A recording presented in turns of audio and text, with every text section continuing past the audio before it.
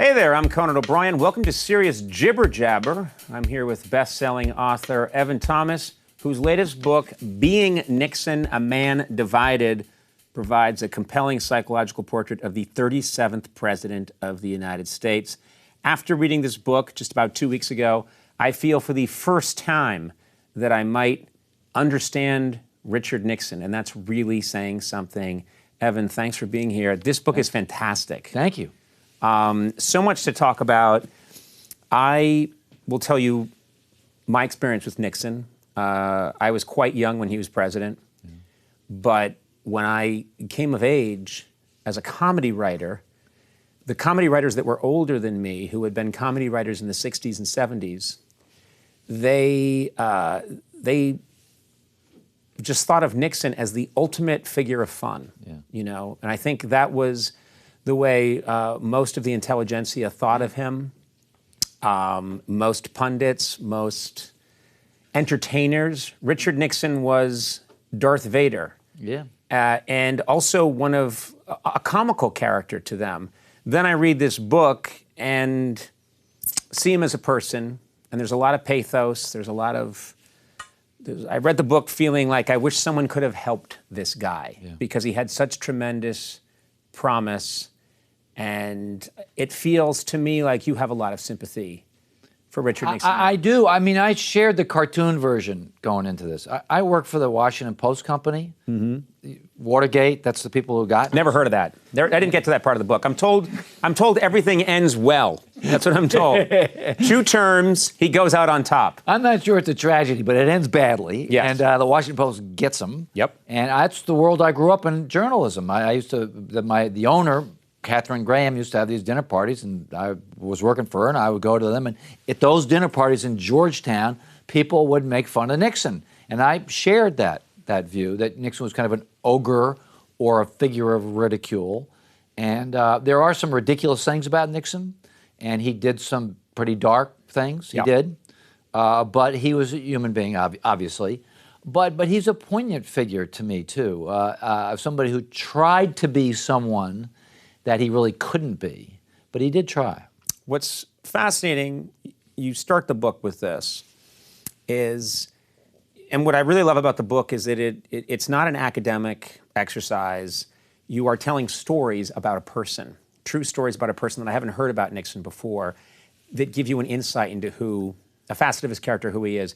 And one of the things that's early in the book is you talk about Nixon loved movies. Loved movies, and he's president, and he's in the White House, and he compulsively watched movies, and he'd watch anything. And famously, he loved the movie Patton, and everybody knows that. You say Around the World in 80 Days was one of his favorite movie. Favorite movie. Around the World in 80 Days, a light comedy about a British traveling gentleman. Who knew? Yeah, I love little tidbits like that.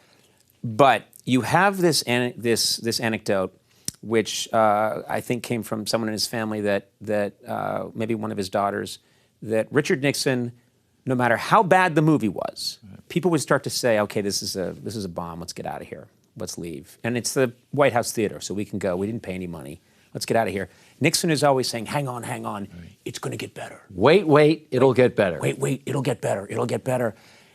And that is a touchstone for you. That's a way into his character, which is Nixon. It's crazy. You say a man divided. I see an incredible pessimist, an incredibly dark, self-defeating pessimist who's relentlessly optimistic. Right. Somehow at the same time. Is that correct? Yes. I mean, it's dizzying, yes. He would come home at night. I got this from Julie, his daughter Julie, gave an oral history, and she would describe Nixon coming home at night. He would come in the door whistling, upbeat whistle. He would turn on all the lights. He would put a show tune on the record player. When they had dinner, it was all to be happy, upbeat, optimistic talk. Now, that night, he might have a couple of pops and be down in the dumps and brood, but he wanted to be an optimistic person. He was constantly he would talk about bucking up the troops. He wanted to buck up the troops. Yeah. And he was constantly doing that to his subordinates. He was actually, for a kind of a weird and volatile guy, good to work for.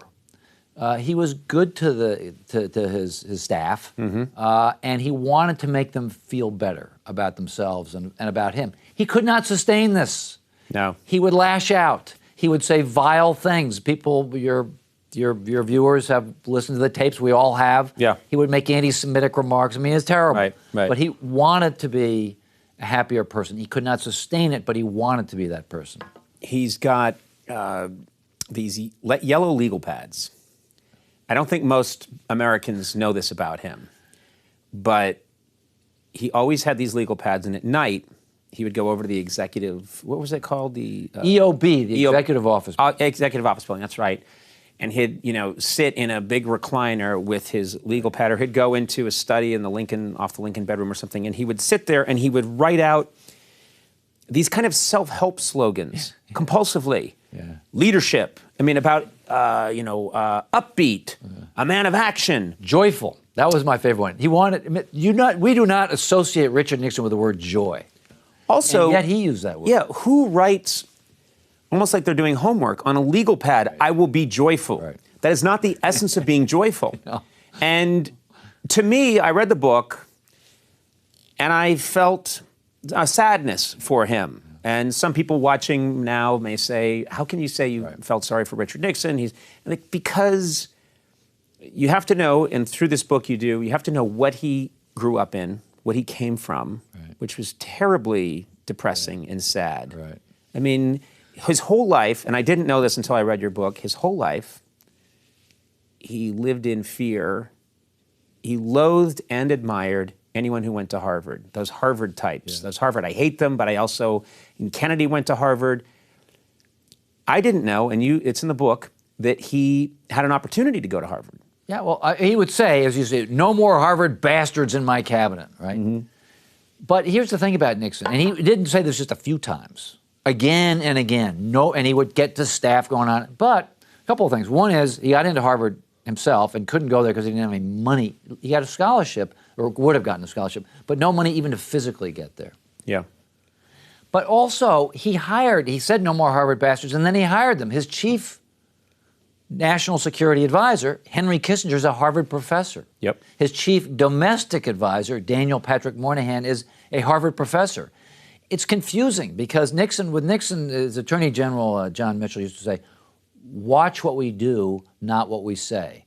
That's very true of Nixon. Nixon would rant about Harvard, and then he'd go out and hire a Harvard professor. Nixon would say, I hate intellectuals. I like to talk to athletes. Intellectuals are feminine. But Nixon himself was a bad athlete, and he was an intellectual. Yeah. He was deeply well-read. I asked to see Nixon's private library, which is out at the Nixon Library.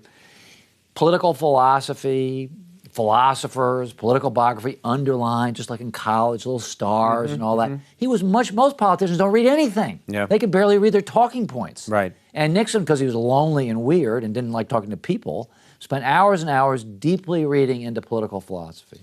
His whole life is him acting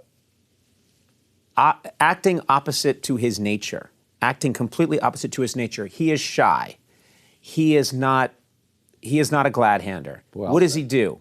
He wants to jump into politics and shake everybody's hand. He doesn't want to, but he puts himself in a position where that's what he has to do. I like him to somebody who's afraid of heights, so he dives off cliffs. Mm-hmm. I mean, I think he got a frisson of excitement by doing the very things he feared to do. For instance, going into crowds. This shy boy liked to plunge into crowds, angry crowds. And he had this expression that is famous when he put his hands out. He got that from Dwight Eisenhower, President Eisenhower, who actually got it from Churchill. It's a World War II thing, V for victory. But by the late 60s, the V sign means peace. The peaceniks. So Nixon loved to go out to the peaceniks and the peace demonstrators. Who were throwing things at him. Throwing things at him. Do that. And he said, it really drives him crazy. Yeah. He liked to taunt crowds and the crowd almost killed him. In 1958, he's in Caracas, Venezuela. Yep. And he's vice president. He's vice president of the United States. An angry mob starts rocking his car, and they smash the windows.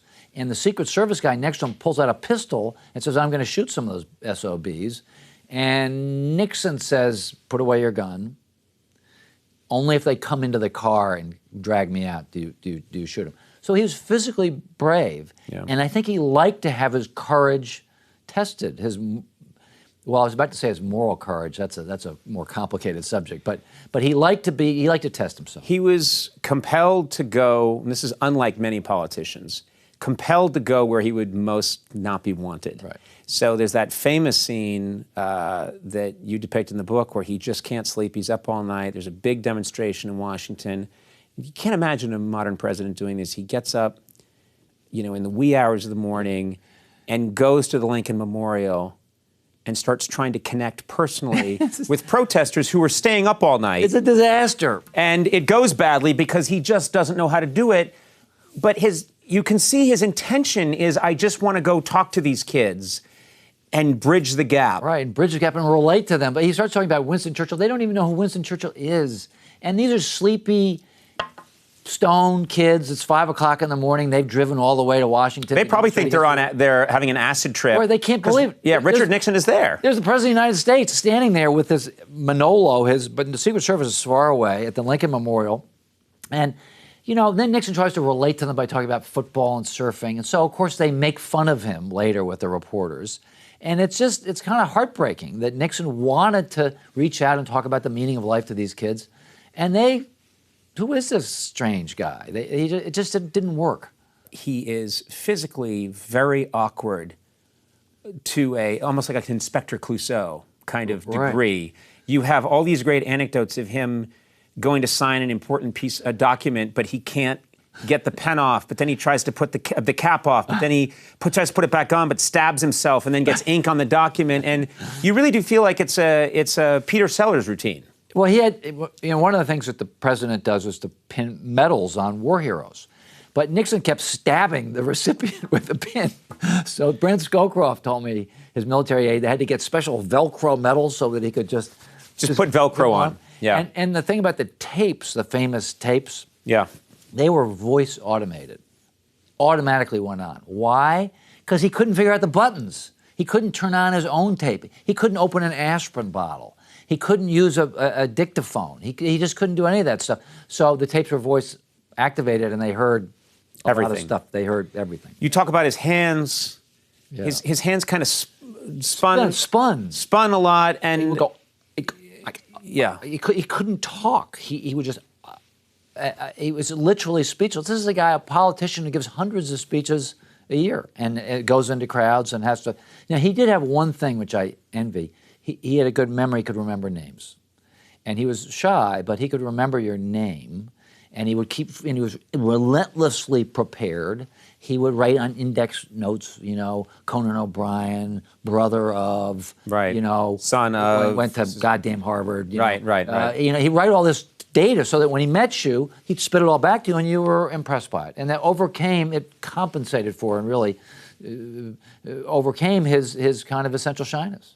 So he's like I say, he's trying very hard to do what does not come in his nature at all, and it's like he's almost physically limited. He sees pictures of Jack Kennedy or Bobby Kennedy walking on the beach, and he decides, I'll do that too to show the press. And the press are all lined up, and he's in, I think, maybe San Clemente, and he's going to walk along the beach, but he's wearing black socks and black shoes. Right. And this becomes the essence of what people thought about him, is that he just couldn't do it. Right. And there's no one around him to say, take your shoes off. Right. Walk barefoot. Well, it was cold. I mean, it was January. There's always a reason, There's always a reason, but he was sure not Jack Kennedy, and he was never going to be Jack Kennedy. Right. Weirdly, they were friends. Well, this is what I was going to get to next, and thank you for getting us there.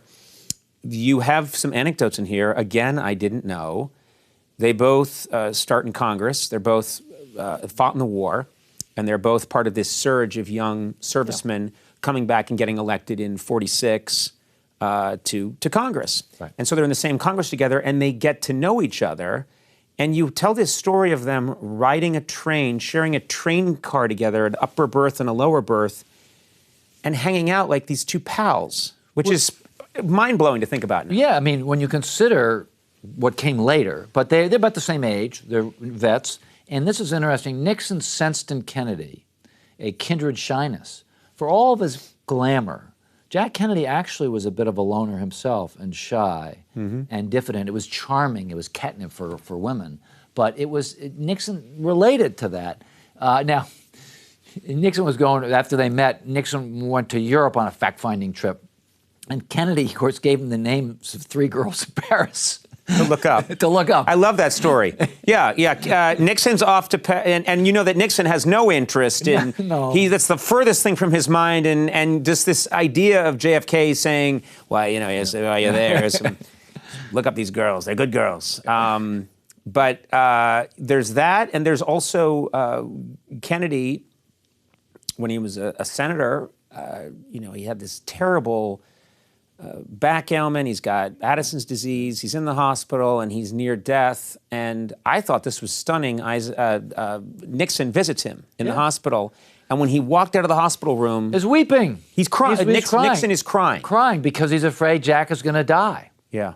They were that close. You don't think of Nixon as being a crier or sentimental, but there he was weeping over Jack Kennedy, whom he generally liked until he ran against him for president. Then that's a whole different picture. That doesn't make for friends anyways when you run against somebody for president. But the contrast between them, of course, become highlighted. Many of us remember the first great presidential debate, right? Nixon against Kennedy. Kennedy's tanned and handsome and cool, and Nixon's sweating through his makeup. And even the makeup story is one of these cruel stories because before the debate, those early days of TV, first big presidential debate, and the makeup guy comes around and says to Kennedy, "You want makeup?"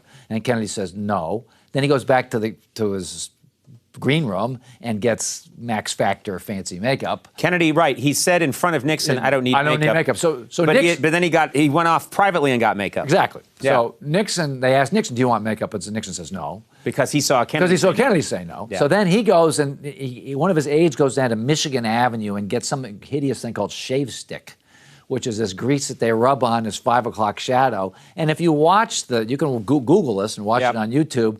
Nixon is sweating through his shave stick, and Kennedy's all looking all cool. I mean, Nixon prepared for the debate by studying briefing books. Kennedy prepared by listening to Peggy Lee records and taking a nap. Yeah. And it was just this one guy's graceful and easy, the other guy's struggling and striving. And of course, the American people could see this, and they maybe should have felt sorry for Nixon, but they didn't. No one wants to feel sorry for their leader. Yeah. Right. And there's also a thing I didn't know, which is that Nixon had injured himself. Yeah. He was in pain during. Was it the first debate? He's so clumsy. One of the debates, he had an injury, so he's actually. And then on the way, he already has an injury to his. Is it his knee? His knee. He was so clumsy that getting out of a car, he smashed his knee, and of course, luck would have it, he gets infected, and then he clobbers the knee on the day of the debate. So he's in physical pain. He's lost 10 pounds from working too hard, so his shirt collar is loose around his neck. He looks like hell. And even though if you listen to the debate on radio, Nixon won, not Kennedy. But if you watched it, Kennedy won. Yeah. And also what they were, by today's standards, what they were arguing over, you have a very centrist Democrat and a very centrist Republican. They essentially disagree about very little. Today we have these social issues and these massive divides between what people think the spirit of the Republican Party and the spirit of the Democratic Party. And back then, they're essentially the same. There's no difference. There's no difference in their policies. Kennedy's on the future, young, new. Let's move forward. All these kind of vague bromides about moving forward. Nixon, who had been vice president for Eisenhower, the past wasn't so bad. 50s were really pretty good. So there's that kind of generational thing going on. But substantively, nothing. Not really different. Okay, you mentioned Eisenhower, so we should talk about that. Nixon reveres Eisenhower. Eisenhower is the great man. Right. The man who led us through World War II. Conquered Europe, D-Day, made all the big calls, then a two-term president during this great period of stability and wealth. And Nixon is a very young vice president. And it seems like this should be a great relationship. It wasn't. Nixon and Eisenhower did not have the relationship that Nixon wanted. No, because Nixon, because he's maladroit, he meets Nixon, who had been Lieutenant JG in World War II.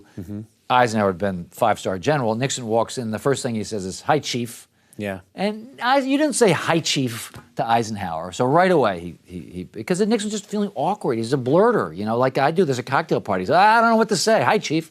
Right. And so right away, they got off the wrong foot. Then Eisenhower tries to dump Nixon from the ticket because of the so-called fund scandal. Right. That's when Nixon gives his famous checker speech. Nixon's all alone. The president, the presidential candidate, and all his smart buddies want to dump Nixon. Eisenhower really let Nixon hang out to dry. He did. During that whole scandal in a way that even by today's standards seems very cold. It's cold. I mean, if you've been Supreme Allied Commander, you're a cold guy. I don't care how warm your smile is. Yeah. You've sent thousands of men to die. Yeah. And Eisenhower had done that. He didn't give a damn about Richard Nixon, and he showed it. And so Nixon's hung out to dry there, and Nixon has to save himself by going on TV. He's terrible at TV. But he figured out, he gave up, and you can Google it again, watch the Checkers speech. He gave what seemed like a sentimental, mawkish speech to us sophisticates, but to a lot of Americans, actually was quite moving. The little guy, was being kind of dumped by the insiders. And so all the cool crowd sort of looked at it and said, "Oh, he's being ugh." But most Americans sympathized with Nixon, and they flooded telegrams, and Nixon stayed on the ticket and he survived. But Eisenhower tried to dump him again in 1956. Yeah. And the story goes on. Well, that's something that comes out, is that he does have these skills. We've talked a lot about what he couldn't do. But Nixon had this incredible instinct for what would play with people, Right. and the Checker speech is an example of the Georgetown crowd, the New York crowd.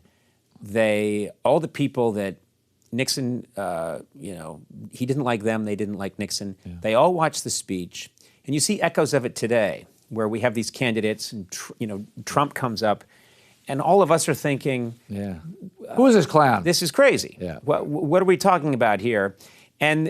But clearly, there is a large portion of the country that is being spoken to that feels otherwise ignored. And Nixon had that ability to hit that tone. He came up with this concept of the silent majority. Well, he didn't just come up with it as president. When he's a college student, he gets to Whittier College. Yeah. And, of course, there's the cool guys fraternity, the Franklins. Yeah, They're the cool guys. Yeah.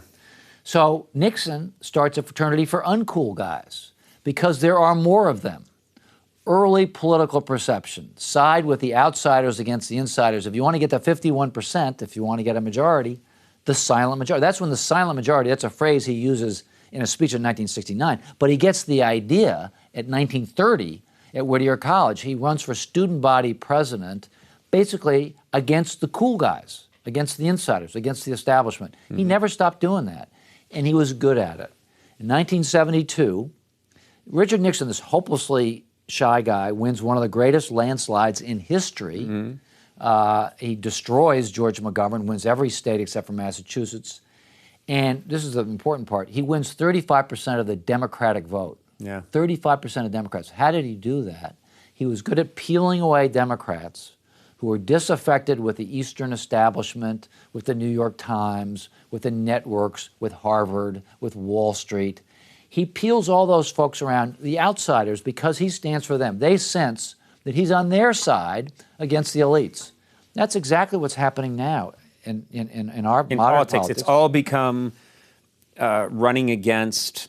Those guys have been running things. I'm an outsider like you. And what's amazing is Nixon's doing it as someone who's been a two-term vice president and then an elected president. He's a total insider. He's a total insider. He's the ultimate insider. Right. But he felt very powerfully that he was an outsider, and he could convey that. He did. And people sense that. Even if he's awkward and weird and kind of sweaty, they sense there's something about him. Enough voters. They don't love him. He's not a popular figure. Right. He doesn't really move people. He doesn't even move people like Donald Trump. He doesn't have Trump's confidence. Yeah. But they sense that he is going to look after their interests. And that was not wrong. He did look after their interests. And he was good at playing on that. He was good at playing on their fears. Mm-hmm. That's the sort of not good part of it. But that is part of populism, is playing up on people's fears and prejudices. And he was fantastically successful. I mean, they say that Reagan is the father of the modern Republican Party. Nixon was. Those Reagan Democrats, the disaffected Democrats, Nixon got them first. In fact, he got them in greater numbers than Reagan did. Republicans don't like to admit this because Nixon's an unsavory character and it's confusing. You'll never have seen Fox News say that Nixon is the father of the Republican Party, even though the head of Fox News, Roger Ailes, helped make Nixon in 1968. But that's too complicated. That story's too complicated. It's not a good narrative. Not a good narrative. Okay, well, this brings up another point that is fascinating, that Nixon is, despite everything that you would think about him, because he's a Republican and he's thought of as I said, this dark figure and this conservative and, very much this more or less evil character, responsible for a lot of liberal legislation. A lot. And I was thinking about it. Voting rights, I listed them. Environmental Protection Agency, OSHA, Amtrak, civil rights, Medicare, Social Security funding. He tried to get something like Obamacare passed in an initial form. He was not the Republican that probably most Republican candidates, that most Republicans wanted. He was not the candidate that they really wanted. He was quite liberal. Yeah, I mean, one thing is Republicans were different in those days. There was such a thing as Northeastern moderate Republicans, a species that no longer exists. George H.W. Bush would be a model of it. Those people don't exist anymore. Right. But Nixon's confusing because his rhetoric was conservative. But again, you have to watch what he actually did. Yeah. Nixon was president in a liberal era. The early 1970s were a liberal era. Mm-hmm. Congress was controlled by Democrats, by mostly liberal Democrats. Nixon could have just been oppositional and said, I'm not dealing with you, but he didn't. He made deals. He liked to make deals. Yeah. And he liked to confound his enemies. He liked to outflank them, outsmart them. And the environment's a good example. The environmental movement's just getting going in the late 60s, and it's championed as a guy named Edmund Muskie, who was a senator, Democratic senator from Maine. And Nixon thinks that Muskie could be the Democratic candidate in 1972. And so, Nixon says, I'm going to outflank this guy. So that's how we got the Environmental Protection Agency. Nixon moved to really the left of Muskie to steal his thunder. Yeah. And then, of course, at the signing of the Clean Air, Clean Water Acts, Nixon, who could be petty, refused to even invite Muskie to the signing of it, just to kind of thumb his nose at him. Right. Nixon, could be vindictive. But the point is, he's constantly maneuvering politically. He likes deals. He puts together these floating coalitions. He's kind of hard to peg. He's situational. He knows he's in a liberal era, so he's got to kind of play by the ball there. And it's confusing. Historians get confused by Nixon. Some people call him a liberal. Some people say, no, really, he was conservative. He was an odd amalgam. A lot of negatives, but he got things done. Well, what's very interesting to me is everybody knows, if you listen to the Watergate tapes, if you listen to him in office, he sounds anti-Semitic. Yeah. He sounds He doesn't sound anti-Semitic. Yeah, anti-Semitic, racist. But what's interesting is that Israel, it's possible Israel's never had a better friend than Richard Nixon. And so it's very strange. And he's, hires a lot of Jewish, people to work for him. He can also, there's this racism that sounds so vile when he's talking about it, but then he tries to do a lot. And does do a lot. For African Americans. And so the whole thing, when you say a man divided, it really goes through every strata of Richard Nixon. Does. Everything is half this, half that. I say this, but I do that. I do that, but I say this. Well, he was like a lot of us. He was insecure, only more so. Nixon, a lot of politicians are like the rest of us, only more so. Mm-hmm. And Nixon had this ambivalence, and he was a blurter. He blurted stuff out. And so he would blurt out terrible things about Jews. He would make these anti-Semitic remarks. You listen to them on the tapes, and you cringe. You can't gloss it over. It's ugly. But he saves Israel. 1974, Yom Kippur War. Israel is reeling under Egyptian and Syrian attack. The Arabists at the State Department and the Defense Department really don't want to save Israel. Nixon, the president, says, send every airplane. Yeah. Send it all. And he was regarded in Israel as a savior. One of his best buddies was Golda Meir, the prime minister of Israel, was very close to Nixon. How do you reconcile that with Nixon's anti-Semitic remarks? You can't. Yeah. Nixon's closest foreign policy aide, Henry Kissinger, is Jewish.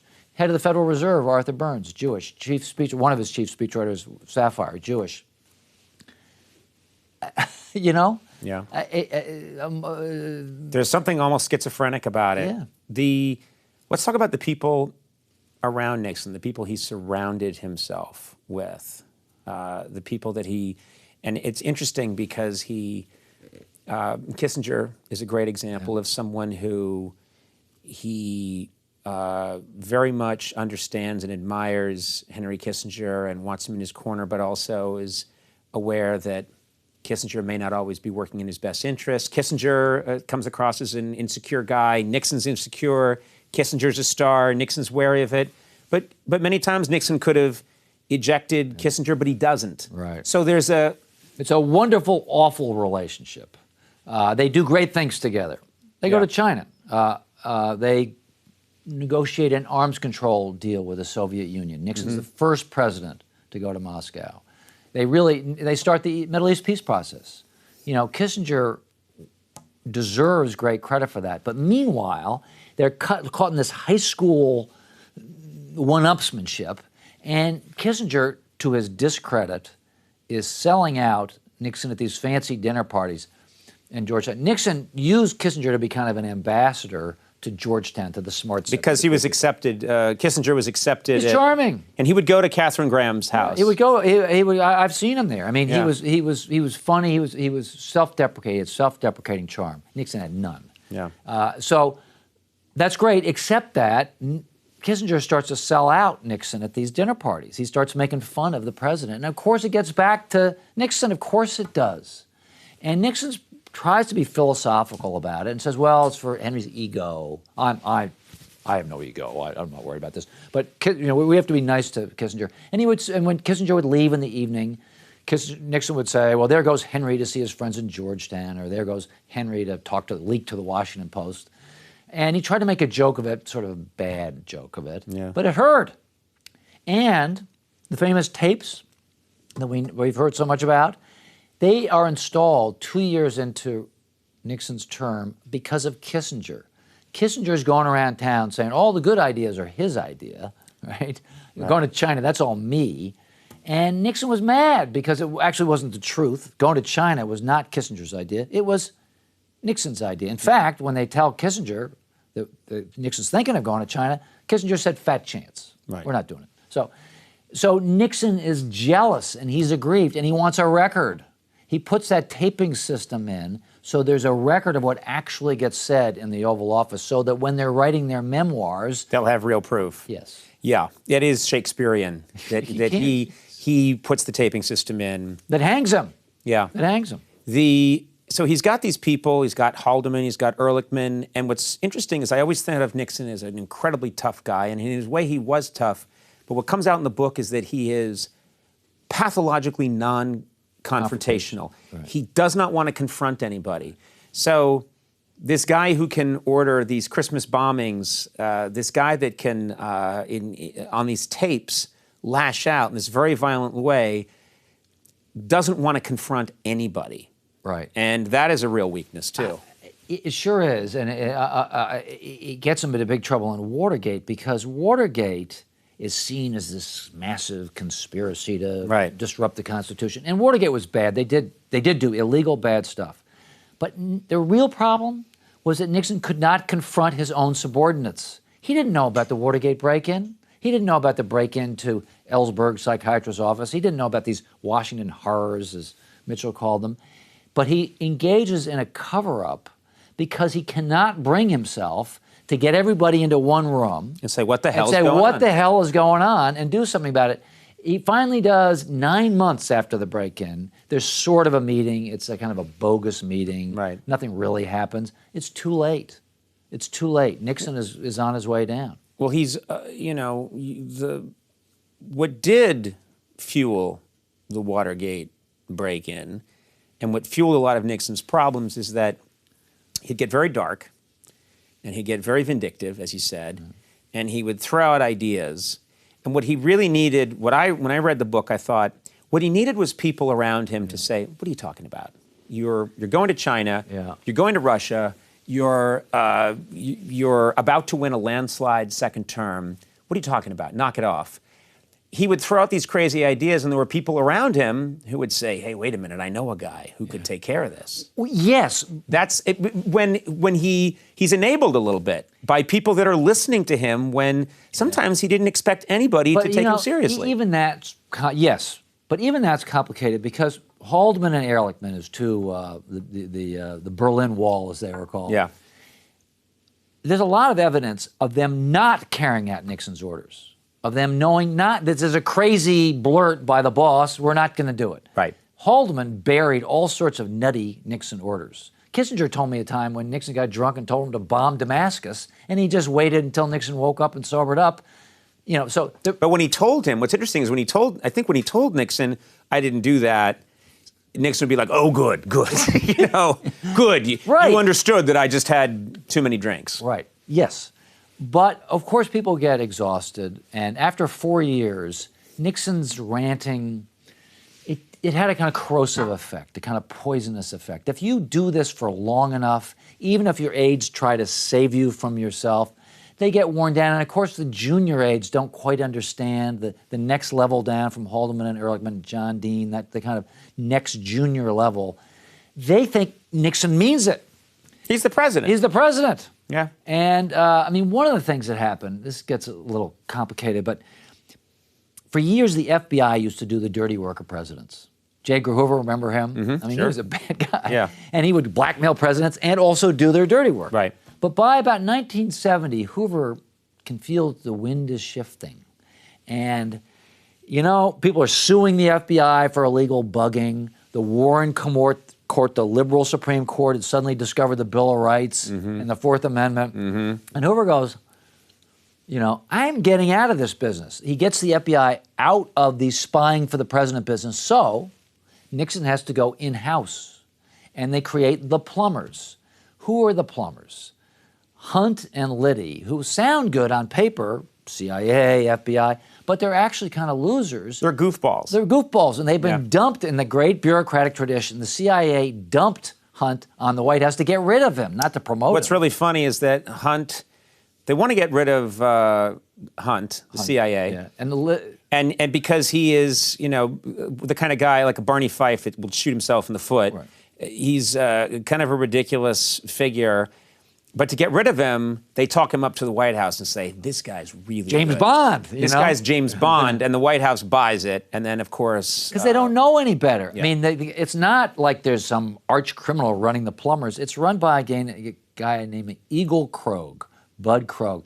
Eagle Krogh's nickname was Evil Krogh. It was a joke. Mm-hmm. Bud Krogh was an Eagle Scout. Yeah. He was a sweetheart. He shouldn't have been running Hunt and Liddy. He didn't know what he was doing. Yeah. And there were screw-ups. It was a gang that couldn't shoot straight. They got caught. And Nixon was too shy and awkward and non-confrontational to kind of step in and get control of it, and then it got out of control. I think Nixon felt, and maybe some of it's, it's not right, but you can almost see where it comes from. He knew that other presidents had been doing things, and he knew that in other campaigns there had been, some Dirty tricks. And he lost the 1960 election. Many people believe that, some of those votes in Illinois that went to Jack Kennedy were released late, and that was a Joe Kennedy Sr. deal. And so you can almost feel Nixon thinking, wait a minute, why do I have to be the first president to call everybody in on the rug and say you're fired when everyone does this? Which is exactly what he should have done. It had been a two-term president. And you're exactly right. He thinks the Kennedys invented dirty tricks. And he exaggerated, but he's not entirely wrong. Right. Bobby Kennedy had a guy named Paul Corbin working for him. This is a classic Kennedy dirty trick. This is one of my favorite. In the 1960 election, in the Wisconsin primary, which Kennedy's got to win, there's an anti-Catholic vote. There's anti-Catholic feeling. And so all of a sudden, all of this anti-Catholic literature starts pouring into Wisconsin from Minnesota. Kennedy's opponent, Hubert Humphrey, is from Minnesota. So everybody thinks Humphrey is trying to poison the well by sending all this anti-Catholic literature into Wisconsin. It wasn't Humphrey. It was Bobby Kennedy who did it, so that Humphrey would be blamed. Pretty Byzantine dirty trick. Yes, it's a complicated pool shot, but it actually works out. And it works. Yeah. And Nixon studies this. Right. And he goes, whoa, I want to be able to. The Democrats had this guy named Dick Tuck, this kind of practical joker, prankster, who would, like turn the street signs around before the rally so the crowd would go in the wrong direction, that kind of stuff. Right. And Nixon wanted his own Dick Tuck. He wanted to match and surpass the Kennedys at dirty tricks. He exaggerated the Kennedys' capacity for dirty tricks, and he got guys who were a lot less competent than Dick Tuck, and paid for it. Pat Nixon, you write about her in the book, and she's someone who in your book, she comes to life for me. And I have to admit, my image of her was always as the sort of astronaut's wife, the frozen smile. Me too. The ice lady, and someone who was sort of a wax figure. Plastic Pat. Plastic Pat. And they really did have a very intense, complicated relationship. But I'll never forget when she dies and he's just weeping. Undone. Yeah. I mean, he's not just crying, not just kind of he's bawling. Right. He's sobbing. He's broken. He's broken, and he dies a year later. Yeah. So, like all things Nixon, complicated. In those photographs you see of Pat, she looks drawn, she looks terrible. And I think in the last year of Watergate, they weren't really talking. But Julie writes about how mom and dad were drinking too much. If their daughter's admitting that, you can be sure they were drinking too much. And I noticed that when Nixon decided to resign, he doesn't tell Pat, he tells his secretary, Rosemary Woods, to tell Pat. How close is the marriage then? Right. Not. But I'll tell my wife I'm resigning the presidency. Right, yeah.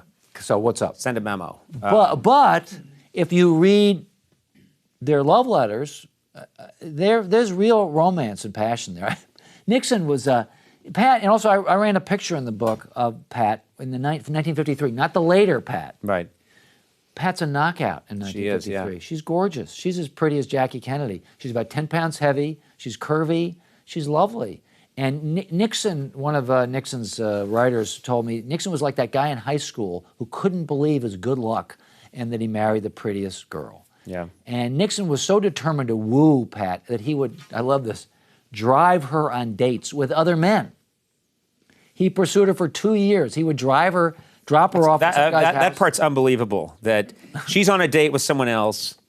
He likes her so much, he says, all right, I'll drive. You two have a good time, And he would you have enough cash, your kids have fun. That's just crazy to read think a about. book in a hotel lobby and then come back and pick her up. And he finally wore her down, and she said yes. And she supported him. She hated politics, but every once in a while he would want to quit because and some of this is psychological. He's testing her. I'm giving up. Oh, no, you can't. So some of it is him kind of luring, but the point is she stood by him again and again in tough times and when he was pulling out, and their marriage was delicate and brittle there in Watergate, but after he left office, he put the marriage back together again. They were close. I know from people, I've talked to their housekeeper. They really were they're courtly. It's an old-fashioned marriage. They're very kind of courtly with each other, pulling her chair out and, making sure her napkin is right. So it's kind of sweet and formal, but it's real. You talk about the drinking, and another part of the book that I find interesting, because I read a lot, and we've all heard a lot about Nixon drinking and wandering the halls of the White House, especially during the end, Watergate. And aides thinking, well, he's drunk, or this is really getting bad. Yeah. In the book, you feel that he was just a lightweight drinker. It wasn't that he was throwing back 4 and 5 martinis. It's that he could become drunk or inebriated after 1 or 2 drinks. There's a big debate among Nixonologists about whether Nixon was a boozer or not. Yeah. I'm not actually sure the answer, but one of the complicated things has to do with the pharmacology of the age. In the 1950s, when doctors handed out pills, they were some whopper pills. Yeah. Nixon had a doctor named Hutschnecker, and one of my friends, who's a fellow scholar named Erwin Gelman, got the medical records and generously shared them with me. Nixon was prescribed a thing called Equinil, which was a barbiturate-based antidepressant that was so powerful that they took it off the market after a couple of years. He was given some kind of amphetamine-based upper. He was given a sleeping pill called Seconal that had barbiturates in it. I mean, you might as well shoot him with a gun. Yeah. These are very powerful things. I saw he had an osteopath named Ryland who kept a diary, and I saw in Ryland's diary that Ryland prescribed for Nixon that Nixon couldn't sleep, chronic insomniac. Yes. Ryland prescribes a Valium before he takes the Seconal. I mean, and then he's having he's having pops with he's having a drink. Yeah, or it doesn't take much, Doesn't take much after that. Leonard Garment used to write that Nixon would call him in the middle of the night during the '68 campaign and just talk at him until suddenly there was no more talk. What had happened was they'd given him a pill and a drink, and he would just pass out. Now, that story is disputed by Dwight Chapin, who traveled with Nixon. So they're conflicting aides versions. Right. But Haldeman wrote that, his chief of staff wrote, they would find Nixon sometimes in coffee shops at 5. The candidate running for president of the United States, he'd be in a coffee shop at 5 o'clock in the morning after going on walkabouts in the city, haggard and drawn, not having slept all night. He just couldn't sleep. You almost feel like, the essence of tragedy is that the seed of the tragedy is at the very beginning, going back to the very beginning, Nixon has this very sad, tough childhood, tough dad. Right. Tough dad. A bully. He loses 2 brothers, and when one of the brothers dies, his father makes it, of tuberculosis, his father makes it quite clear that the good one died. He was the good one. Yeah. We lost the good one, and Nixon has to hear that. Yeah. To add to the irony, they would have had the money for Nixon to go to Harvard, but they spent the money on the brother who had tuberculosis to go to the very best facility, even though he was certainly going to die anyway. Right. So all the seeds are there for this man who is filled with incredible determination, but also incredible negativity and maybe some kind of self-loathing. And this is one thing that I got obsessed with was he self-aware? Was Nixon able to see this inner battle? And, I would ask people, was Nixon self-aware? Right. And they'd say no. Brent Scowcroft said, well, I think sometimes he took a peek. But then I remember asking James Schlesinger, who had been Nixon's Secretary of Defense and CIA director, and I said, was Nixon self-aware? And Schlesinger said, no. And then he looked out the window and he said, but who is? It's a fair point, particularly with great men. Because if you're too self-aware when you're a great man, you're not going to get anything done. If you wake up in the morning kind of wringing your hands and worrying about your inner fears and doubts, nothing's going to, you have to wake up, saying, I'm going to conquer the world. So it's not really a surprise that Churchill and Lincoln, were manic depressives with that sense of grandiosity and grandeur, and I'm going to win World War II, and I'm going to win the Civil War, followed by what Churchill called the black dog, with the inevitable flip side of mania, the downside. Nixon was not manic depressive. That's a different problem. But he had this kind of need to be great, the sense of destiny. He really thought he was this poor. Well, he referred to himself in the third. He'd say, "This is Nixon. Nixon's going to check." No, you're Nixon. I mean, he would refer to himself as Nixon. Yeah, it was he got some bad advice from Charles de Gaulle, Le Grand Charles. You don't want to you don't want to pattern any of your behavior after Charles de Gaulle. I don't think. De Gaulle was this very grand figure. And it kind of worked for de Gaulle, the mystery of command and being distant and remote. And Nixon tried to pattern himself. Nixon was bad at being mysterious and remote. That really wasn't him. And it sort of worked badly for him.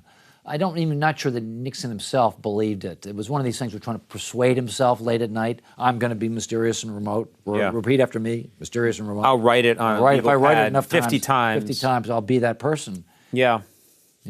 You almost feel like, what is the lesson we can learn? Can we learn anything from this guy? I mean, I read this book and I thought, you talk about Nixon not being self-aware. I think that was the generation, and not just that generation, but I think therapy, self-awareness, introspection, those are things that we've allowed ourselves literally in the last 30 years. Right. I don't think, I think people in my parents' generation, the generation preceding that, there almost felt like there was no time for that. Right. There was no time for... You suck it up. Suck it up and keep going. And there was no time, on the morning of D-Day, there was no time to talk to people about how do you feel about what you're about to get out there, and most of you are going to die, but we have to do this and get going, and I don't want to hear about it. Right. And...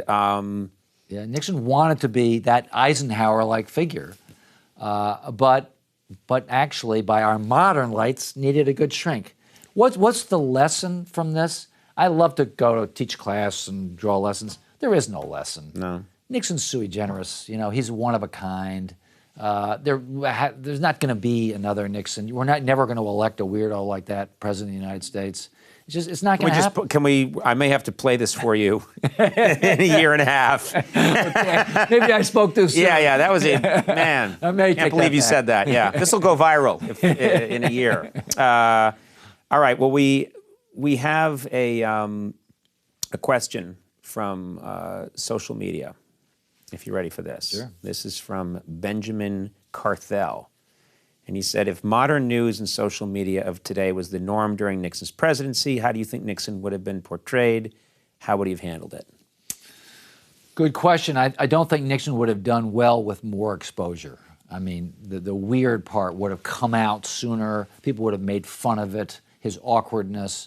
Imagine his late night tweets. Yeah, and he's tweeting it, and it's getting out. I think he would have self-destructed early in the game. I mean, conceivably, people would have seen some kind of weird authenticity, but I don't really believe that. I think social media would have killed him. I mean, this constant bright light exposure kills off the good and the bad, and discourages people like Nixon from even trying. He was a very private man in his own way, and he would have not liked the intrusions of Twitter or, something like Gawker would have been just so odious to him. He would have hated the internet. I mean, he would have hated the whole thing. But, to argue against myself for a second, he was a populist. And one thing he would have liked about modern media is that they stand up to elitist media. And that piece of it he would have liked, so that instead of the New York Times and the Washington Post and NBC and CBS, running everything, now we live in a world where people have blogs and... Oh, they call out the New York Times, the Washington Post. If they get it wrong, they are called out immediately. And Nixon would have liked that popular check on power. He would have gone for that. He wouldn't have liked to have been the victim of it. No. But he would have enjoyed watching the New York Times squirm when some blogger called him out. The biggest question I'm left with Nixon, that I've never understood it, and you describe it in the book, is when times are tough, no one's better. But at the moments in his life of his greatest achievements, he is dark, he's sullen, and he's in a foul temper and an ill mood. What was that? I mean, the morning after the greatest landslide, when he should have at least taken a day and said, I am now a two-term president. I've just won the greatest landslide in American history. Yeah. He said, you're all fired. He went to his staff and said, you're fired. He called his staff in and he fired them all and was in a bad mood. He was. That's a very strange quality. It sure is, and it wasn't just then. This happened again. Yeah, again and again and again. They get the breakthrough to China. They end the Vietnam War. He's always down in the dumps. I think at some level, Nixon was engaged in this unbelievable existential struggle against his demons. There's no direct evidence of it. It's not like he's writing notes to himself about it. His memoirs cover this all up. Yeah. But I think, judging from the circumstantial evidence, like, when he goes into a room, he's got to turn on all the lights. He's got to put the, carousel on the, the King and I on the record player. Lights, noise, upbeat. Up, it's got to be up. Suggests that he fears the darkness. He's trying so hard for the light that he must fear the darkness. And you see this at the latest moment, the darkness comes flooding back in. Yeah. It's really, it's very poignant. I did not expect that. When I picked up the book and read it, and I don't think I've thought about Nixon, because I remembered in 1993 when I got my late night talk show. It's 22 years now, just a few days ago. Someone in the press asked me, who would you most want to interview? And I said, I think Richard Nixon, because he's not just, he's one of the biggest names. He's center stage for such a massive piece of the 20th century, and he's everywhere. He's a Cold War figure. He's not just the president. He's vice president for 2 terms, but he's also, even when he's out of office, he's Zelig. He's everywhere, and he's so controversial, and he's also this great comedic figure. Right. And I thought, that's the guy I want to talk to. And I think he died about a year into my show. Yeah. And I remember thinking, that's a guy I would have liked to have. What a fascinating person to talk to. I probably wouldn't have gotten anywhere. I would have loved to have seen that interview. Yeah. It would have really been interesting. Yeah. He might have done it. He was strange enough. It was a challenge, He might have thought this smart ass from Harvard would be a challenge, and he might have done it. Might have done it. Yeah. Well, I cannot say enough good about Being Nixon, A Man Divided. I really love the book, and I just think you can't, if you're going to think about America, 20th century, you have to get some grip on Nixon, and I think of all the books that I've read, I think you've come the closest to cracking him as a person. Thank you. Which is to say, you'll never completely crack it. No, there are going to be a lot more Nixon books. This is just one of many. Yeah. But he's endlessly fascinating. Most fun book I've ever written, just because he's so hard. I'll tell you this, what I didn't expect. I've read a bunch of histories where I had the feeling that I'm eating my oatmeal. I have to do this because this is good for me and this will help me understand. This book is fun to read. It's really fun to read. These are great stories, very poignant. It's funny, it's sad, it's tragic, it's the whole thing. So, thank you. Being Nixon, A Man Divided, Evan Thomas, read this book. You'll be glad you did.